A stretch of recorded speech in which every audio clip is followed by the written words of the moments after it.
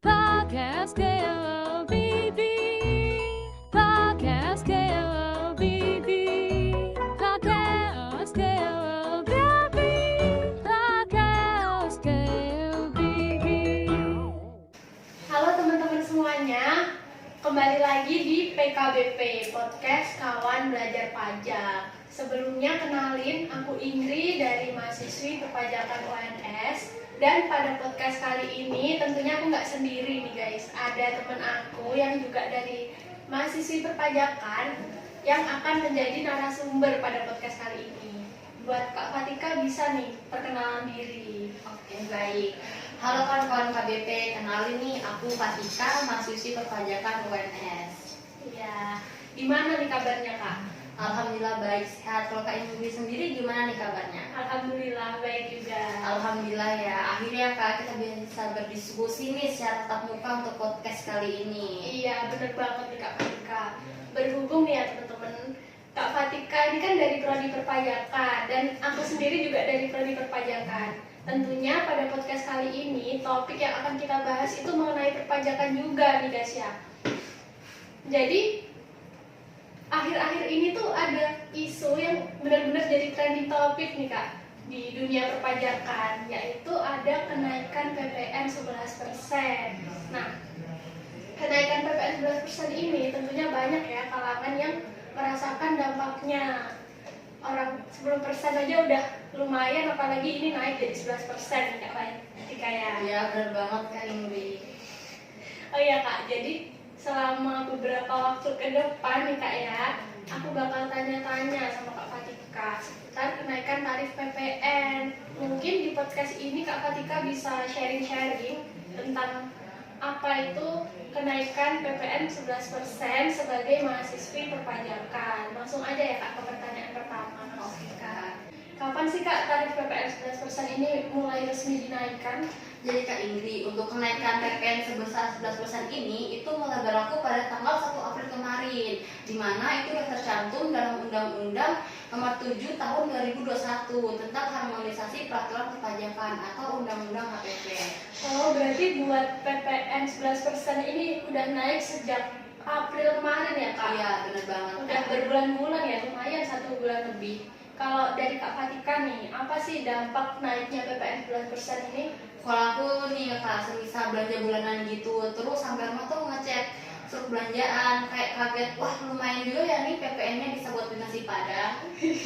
Iya bener banget sih Kak Fatika. Apalagi ya buat anak kos kayak kita ya Kak ya. Jadi teman-teman nih ya, kita harus benar-benar menyesuaikan nih apa yang emang benar-benar perlu dibeli, apa yang sekiranya itu nggak terlalu penting biar mengurangi pengeluaran kita. Gitu sih. Kalau perlu itu beli warung, makan biasa aja, nggak usah di restoran. Bisa jadi Kak Emily. Pastinya kan yang merasakan banget di kenaikan PPN ini kan bukan hanya kita aja ya Kak. Juga kalangan-kalangan lainnya pasti terasa sekali dampaknya, apalagi secara langsung. Nah, dengan adanya kenaikan PPN ini kan otomatis harga barang kan jadi lebih meningkat. Nah, Kak Emily. Nah, itu. Oleh sebab itu kita harus kayak pintar-pintar nih untuk memilih kebutuhan, apalagi untuk masyarakat kalangan bawah menengah seperti kita nih Kak Ingrid. Iya sih Kak, bener banget. Untuk dampaknya nih ya pasti terasa banget. Apalagi yang dulunya tuh PPN 10% aja udah lumayan ya di kantong, apalagi sekarang jadi naik 11%. Mungkin banyak juga masyarakat yang merasa aduh mahal banget nih 11% PPN-nya aja gitu ya Kak ya. Iya. Tapi ya Kak ya, jangan dilihat dari sisi negatifnya aja. Kalau dipikir-pikir tuh ada dampak positifnya juga. Karena kan namanya pemerintah itu menerbitkan kebijakan baru, pasti ada beberapa pertimbangan ya Kak ya. Contohnya dampak positif dari sisi perekonomian daerah. Karena pajak itu kan merupakan instrumen penting dalam perekonomian daerah. Nah, pajak itu juga merupakan sumber pendapatan terbesar. Bahkan hampir 80% loh penerimaan negara itu berasal dari pajak. Nah, betul banget tuh Kak. Nah, seperti yang udah Kak Indri singgung sebelumnya nih, kenapa sih pemerintah itu menaikkan tarif PPN jadi 11%? Nah, dari yang aku baca-baca nih ya Kak, Menteri Keuangan sendiri itu udah menjelaskan nih bahwa ada alasan utama dinaikannya tarif PPN, yaitu untuk menambah pemasukan negara guna memperbaiki kondisi anggaran pendapatan dan belanja negara atau APBN yang secara berturut-turut itu ternyata mengalami defisit nih sama pandemi. Nah, gimana sih agar kondisi APBN ini bisa pulih dan sefungsinya kembali, maka dibutuhkanlah terobosan untuk memulihkannya. Nah, mungkin pemerintah sendiri ini memilih PPN sebagai space ya yang tepat untuk pemulihan APBN, dikarenakan tarif PPN Indonesia ini kan masih rendah ya daripada negara-negara lain. Iya, bener banget Kak Fatika.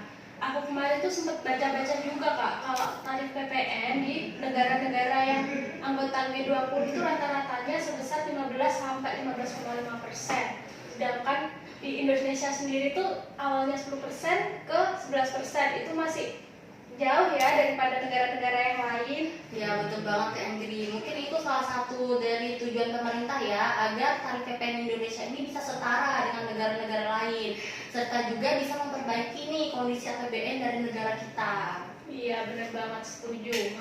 Jadi ya teman-teman, kita sebagai warga negara Indonesia tentunya harus ikut berkontribusi kepada negara kita, salah satunya dengan taat membayar pajak.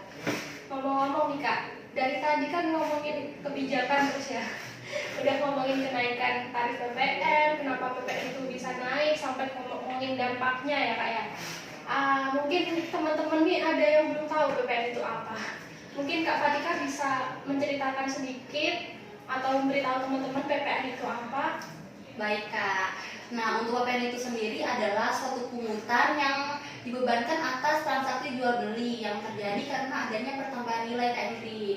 Nah, contohnya itu seperti kita membeli makanan di restoran ataupun berbelanja di mall. Pasti kan kita akan kena tuh yang namanya PPN. Nah, itu disitulah kita terjadinya transaksi. Nah, untuk pungutannya tersebut ini itu akan dibebankan oleh pengusaha yang sudah menjadi PKP atau pengusaha kena pajak. Oh iya Kak, benar. Tapi kan tadi Kak Fatika tuh sempat menyinggung tentang pungutan PPN itu dibebankan kepada pengusaha. Kalau aku lihat-lihat nih Kak ya, faktanya di lapangan ada beberapa pengusaha atau penjual yang tidak memungut PPN. Itu gimana nih Kak? Nah, mungkin yang dimaksud itu pengusaha kecil ya Kak. Kan gak semua yang punya usaha itu wajib memungut PPN. Nah, untuk pengusaha yang omsetnya itu kurang dari 4,8 miliar dalam 1 tahun pajak, maka itu tidak wajib untuk memungut PPN. Beda lagi nih Kak Indri, jika pengusaha itu udah memiliki omset di atas 4,8 miliar per tahun, maka itu wajib memungut pajak atau PPN dan juga menerbitkan faktur pajak. Dan jika tidak melakukan kewajiban ini, maka PKP itu akan diberi sanksi Kak Indri, yaitu berupa denda pasal 14 ayat 4 KUP sebesar 2% dari dasar pengenaan pajak atau DPP. Aduh, berarti ini jangan sampai kena denda ya teman-teman semuanya. Harus memungut ini kalau udah PKP. Nah, benar banget nih Kak Indri. Nah, Kak Indri tahu nggak sih ada beberapa barang atau jasa yang dibebaskan nih dari PPN 9% ini? Mungkin Kak Indri bisa bantu jawab nih, biar kan Kak Indri juga anak pajak kan ya. Aduh, serasa dites ya teman-teman semua.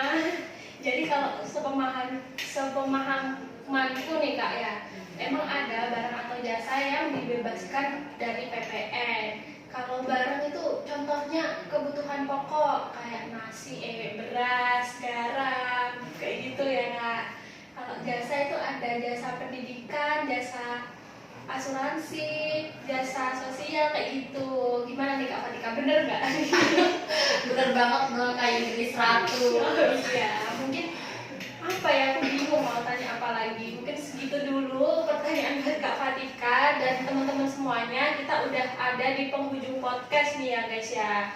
Jadi setelah berbincang-bincang sama Kak Fatika tadi tuh kesimpulannya, kita tuh sebagai warga negara Indonesia, kita harus turut berkontribusi kepada negara kita ini, salah satunya dengan membayar pajak dan sadar akan kewajiban perpajakan. Mungkin teman-teman bisa ramein nih di kolom komentar gimana pendapatnya tentang podcast kali ini. Kak Fatika, makasih ya Kak hari ini udah nemenin aku buat podcast bareng. Sama-sama Kak Indri, terima kasih juga ya udah diberikan kesempatan nih untuk mengikuti podcastnya Kak Indri. Iya, semoga nanti kita bisa podcast bareng lagi ya Kak. Oke, siap Kak Indri. Bye. Podcast